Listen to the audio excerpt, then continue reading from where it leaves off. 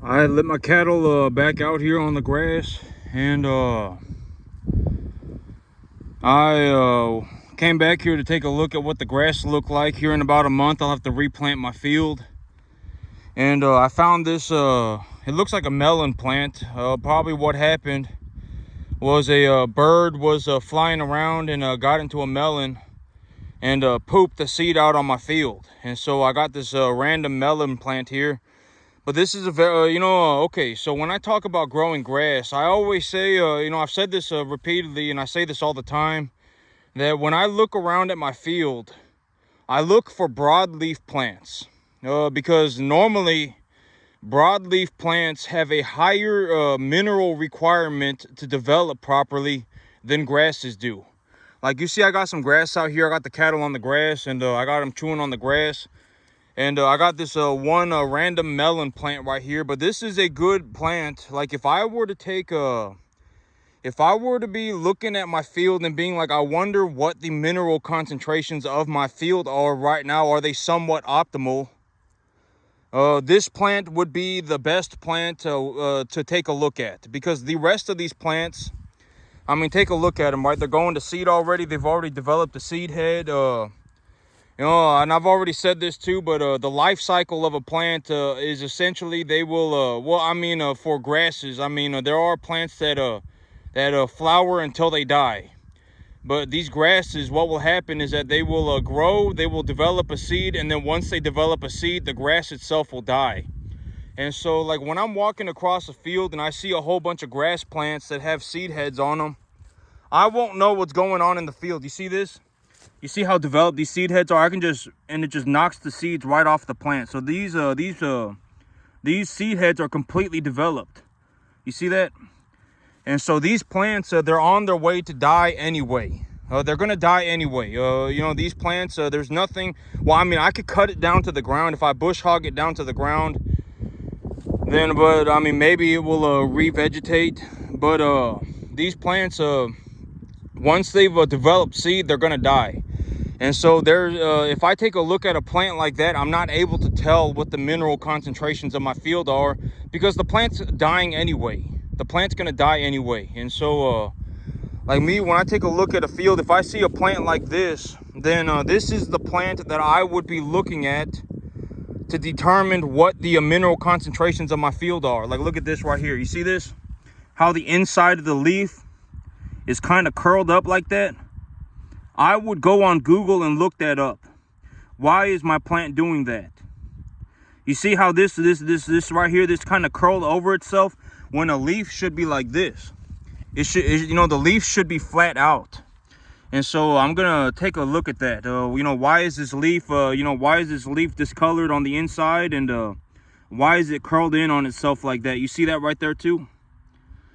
And so this is a very good plant. I mean, a plant like this, a melon plant, this is a very small melon plant. But then again, I've already said too, broadleaf plants, they do not require as many minerals to develop. The mineral concentrations for a broadleaf plant are generally smaller than a grass plant.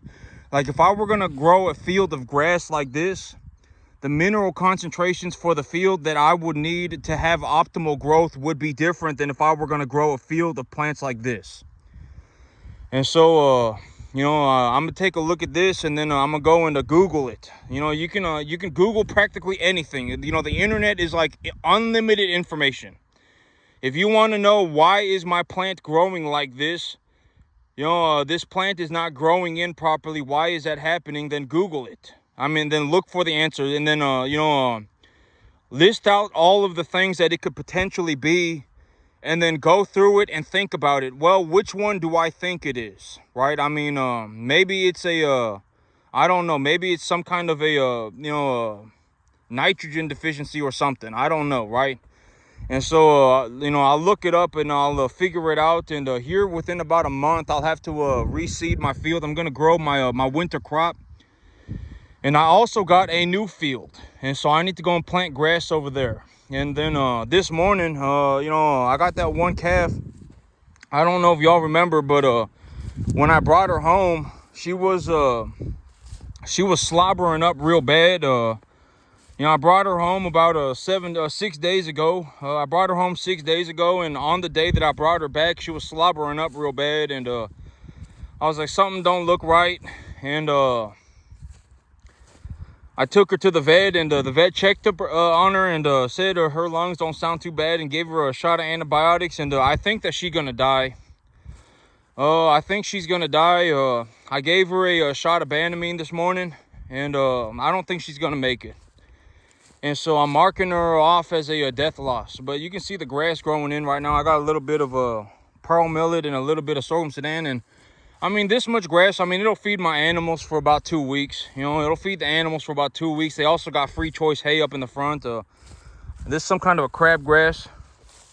And this crabgrass right here, this would be a good plant to take information on as well. Because if you take a look at the plant, there aren't any seed heads on it.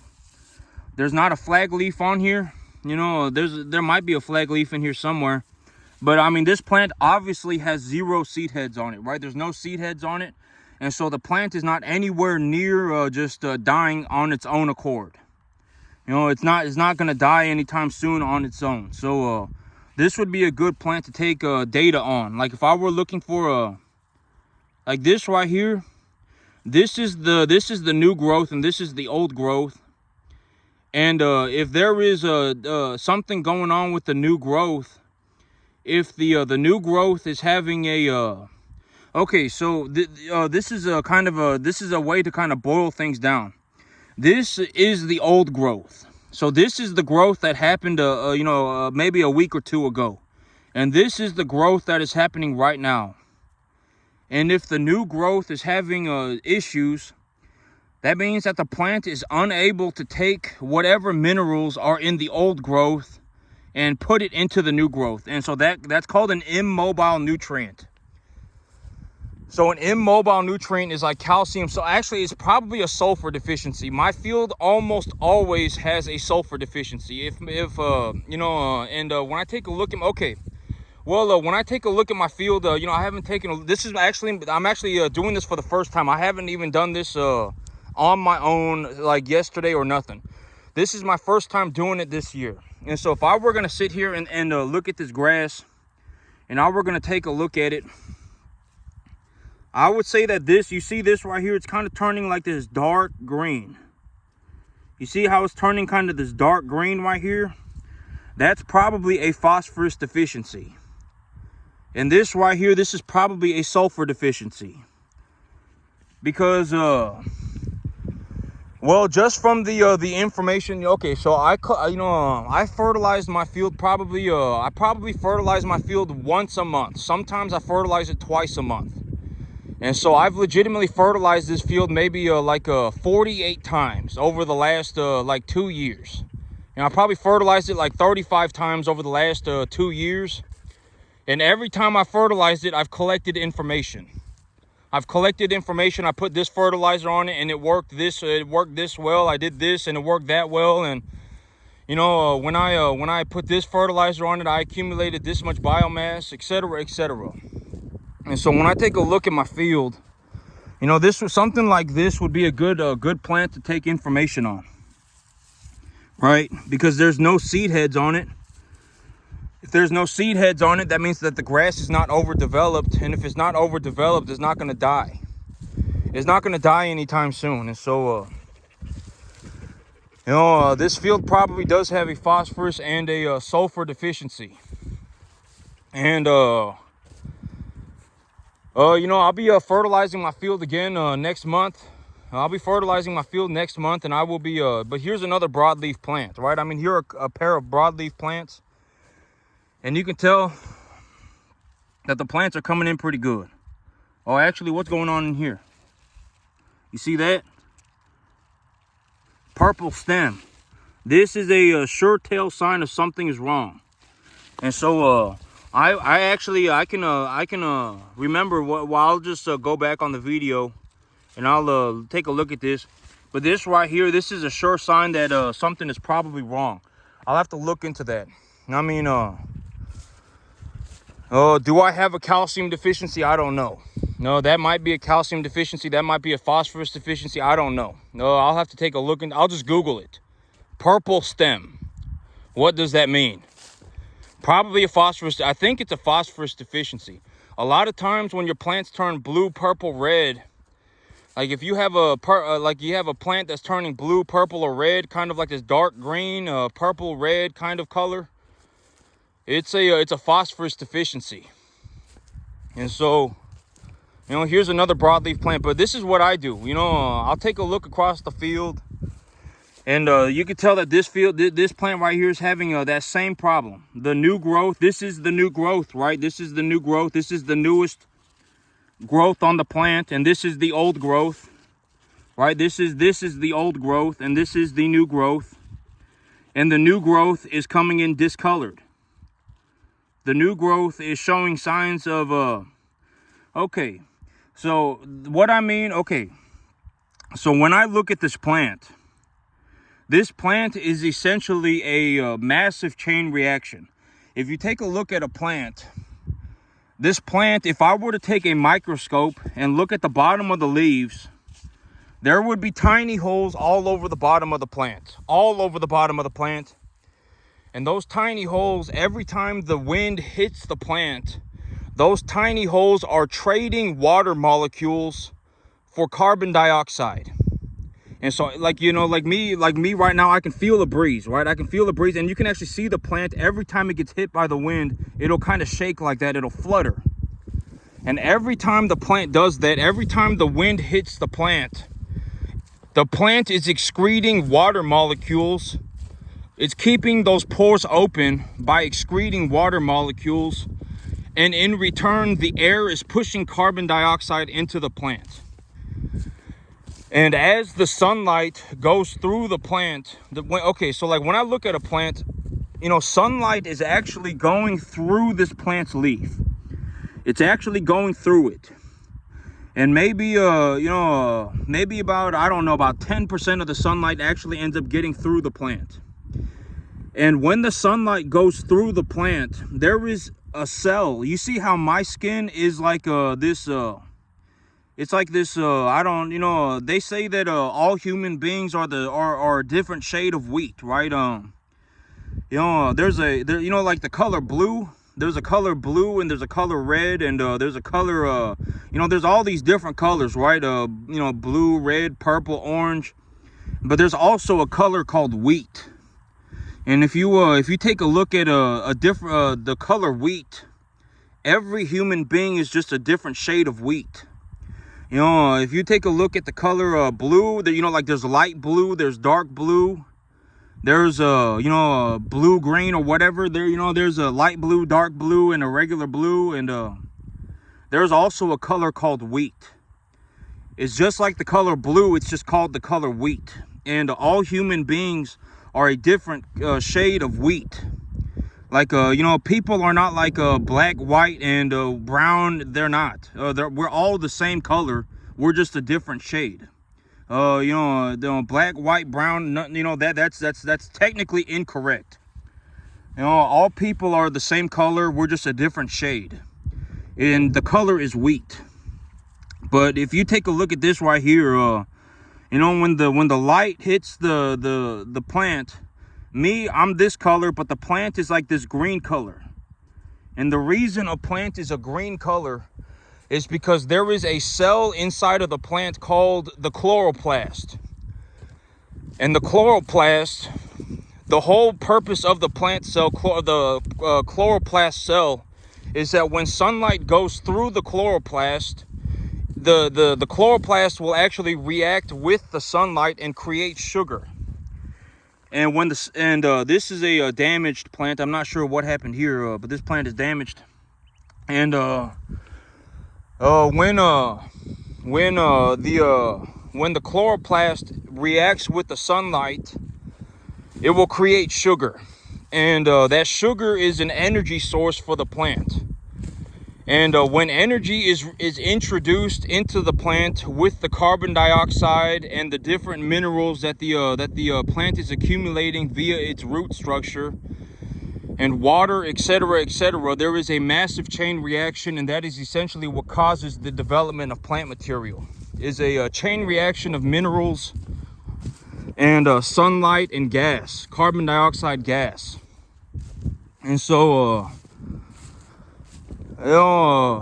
yeah, here pretty soon, by about next month, I'll have to reseed this entire field. I'll have to replant this field. And I'll also have to go and work on my new field as well. I'm gonna have to go and plant grass over there too. And I got one animal. I don't think she's gonna make it. I'm just gonna be honest. I've already marked her off as a death loss.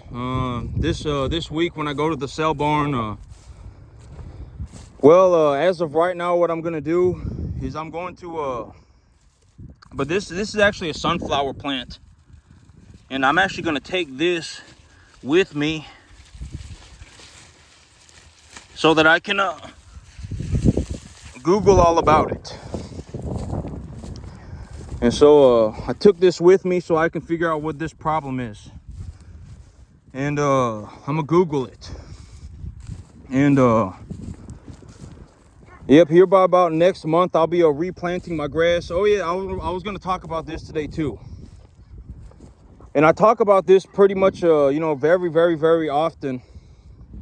But okay, so I talked about this pretty often, right? But one of the big reasons why I make so much money in the cattle business is because my ability to grow grass is very good. I'm very good at growing grass.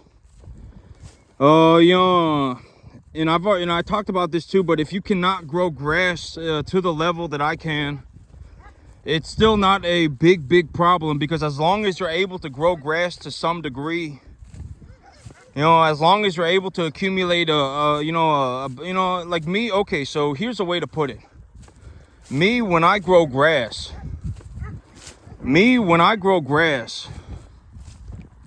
I can probably feed about 7 animals per acre. That's the level that I grow grass at. I can feed 5-7 animals per acre, no problem. If I have a 10-acre field, I could put 70 cattle on it. And I wouldn't have any issues with the animals not having enough to eat. I would be able to, granted that I got about 3 to 4 inches of rain. If I got 3 to 4 inches of rain a month,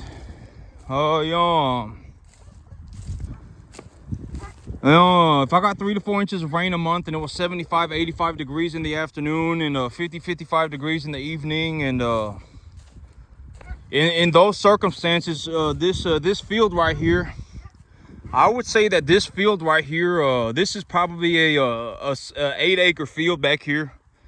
And on an 8-acre field, I can legitimately grow enough grass to probably feed about 60 cattle. About this size. If I had them at this size right here, I could feed about 60 of them, maybe 70 on this 8-acre field, and it wouldn't be any issue. And, realistically, when it comes to growing grass, you want to, okay, so here's the thing. You don't want to make mediocrity your goal. Like, you don't want to be in a situation where you're like, oh, well, I'm going to purposefully underperform. And then, it'll be okay. You don't want to do that. Like, when I show you that it's possible, your goal should be to get to this point. It should not be to be an underperformer. Like, you shouldn't look at me and go, oh, well, if I just raise, 1 or 2, 1 or 2 stocker calves an acre, if you start off, okay. If realistically, in terms of a realistic situation, if you can do about 10% of what I do, you will essentially be able to make enough money to pay for land and pay for your business. Your business will pay for itself. And so, me on this 10-acre field,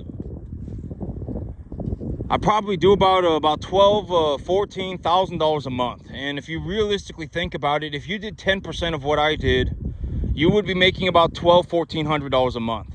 But the goal should not be to be an underperformer. You should not make underperforming your goal. If anything, you should make it your goal to do better than me. If I run 7 cattle per acre, your goal should be to do 8 cattle per acre. You know, if I do 7 cattle per acre, your goal should be to do 9 cattle per acre.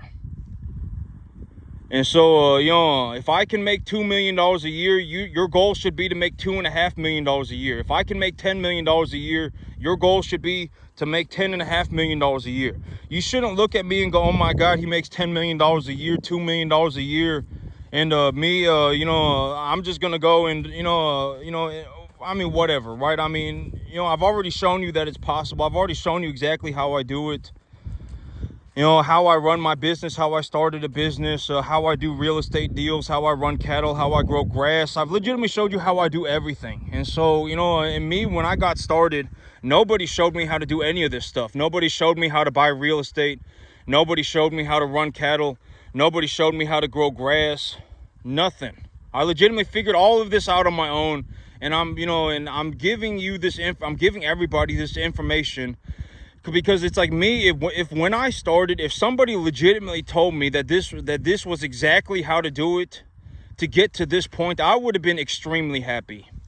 You know, because it's like the whole goal is to do better, right? I mean, it's to do better. Like if I do $2 million a year on a 10-acre field, if I do $14,000 a month on a 10-acre field, and this is exactly how I do it, maybe you take a look at this and you figure out a way to do $15,000 a month. Maybe you figure out a way to do, you know, me, you know, realistically, I'm going to go up to about $20,000 a month, right?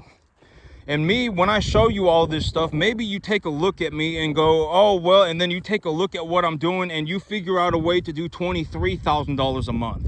That's the big goal, right? I mean, I always say, don't look at what I'm doing and then just go, and then legitimately just implode on yourself and then just fail, right? I mean, you know, don't do, you know, that's not, you know, I don't get a kick out of people failing. I don't think it's funny. You know, I've already talked about this, you know, like, you know, I don't think it's funny when people fail. I mean, you know, deep down, it's kind of just like, you know, when people fail, I just kind of came to grips with it.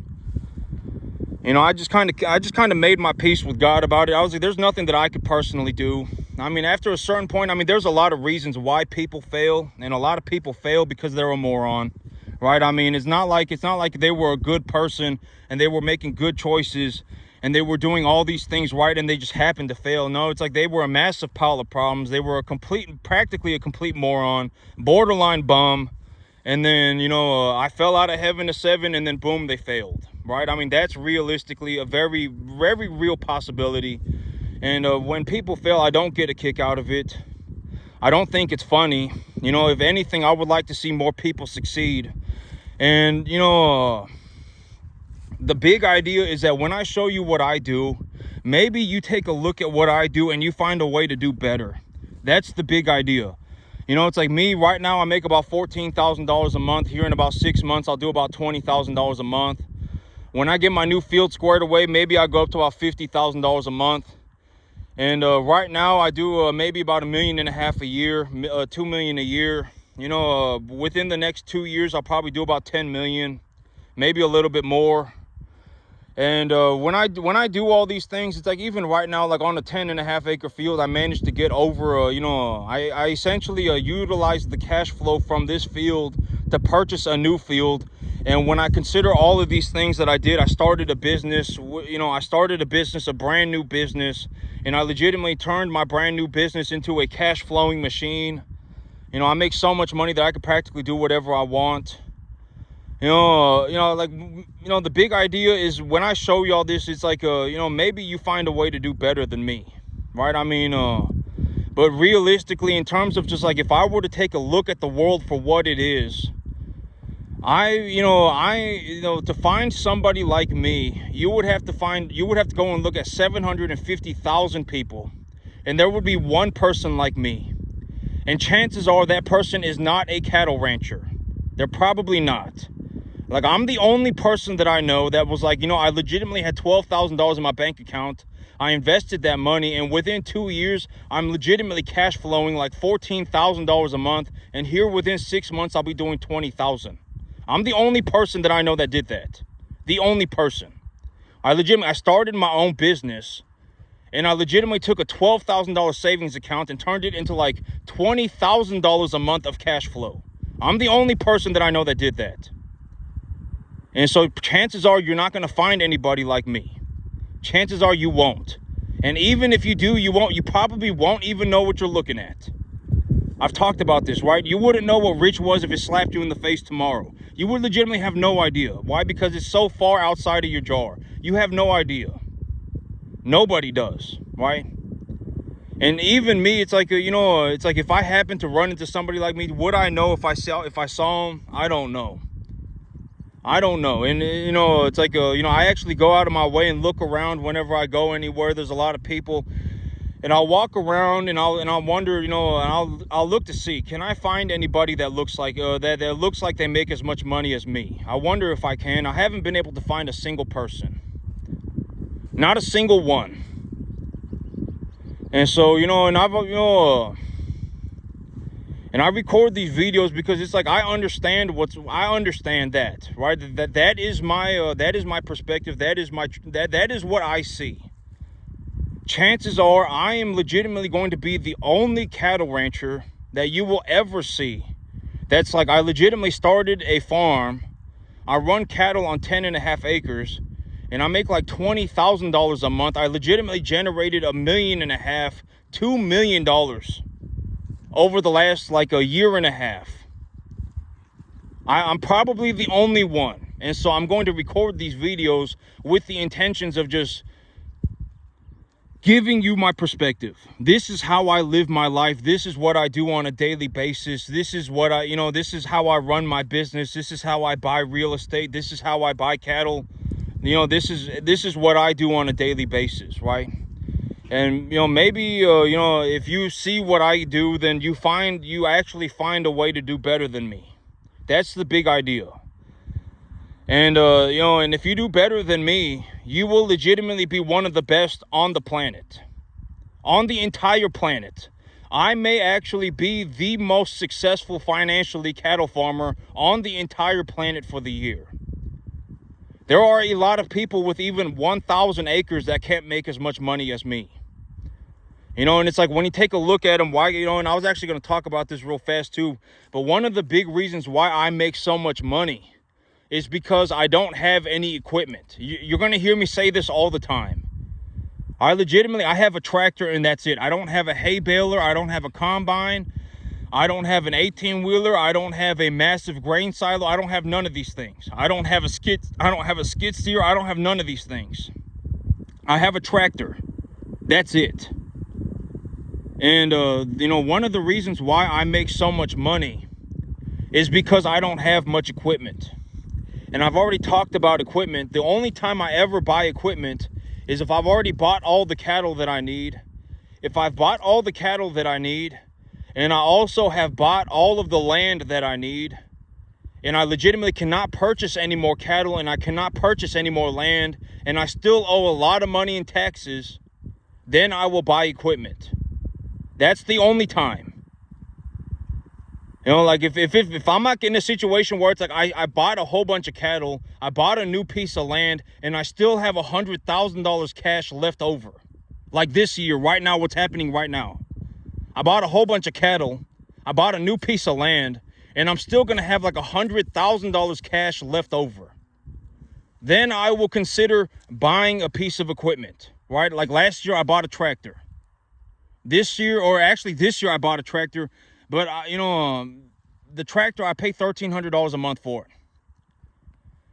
And so it's like, like in this situation that I'm in right now, I'm buying a whole bunch of cattle. I'm buying a new piece of land, and I'm still going to have like $100,000 cash left over. Well, then I'm going to go and I'm going to talk to my CPA. And if my CPA says I owe a lot of money in taxes, then I'll go ahead and buy myself a dually truck so that I don't have to pay income tax. And I can also, the dually truck will make my business run more efficiently. I can take more than 4 or 5 cattle to the market at the same time, right? And so, and then if I've done that and I still have money left over, I legitimately cannot invest any more money, and time is running out. I need to go. It's tax time. Then I'll buy whatever I want. I'll buy a house, right? I'll buy whatever I want. And, but that's what's happening like this year. I bought a new tractor. I bought a bunch of cattle. I bought a new piece of land. And still even within the next 4 months, I will have like $30,000 cash left over. Legitimately within 365 days from today, I will have like $100,000 cash left over. And I'm still going to put new cattle on my new field. And when I put new cattle on my new field, I will make even more money. And so it's like, this is what I mean by, I need to stay on top of the money. I need to make sure that my investments are happening properly, right? I could end up in a situation where I legitimately have like $1 million cash, like within 2 years. If I generate $10 million worth of equity within 2 years, I could legitimately be in a situation where I have $1 million cash in 2 years. Right? I mean, that would be 10% of the equity portfolio, right? I mean, if I legitimately have a $10 million equity portfolio, 10% return on that, 12% return on that equity portfolio would be $1,200,000 a year. And so even as of right now, as of today, I'm going to have about $30,000 cash left over in the next 4 months. Within 365 days, I will have like $100,000 cash left over. Like 80,000, something like that. It was like 85,000. And let's say that I'm wrong.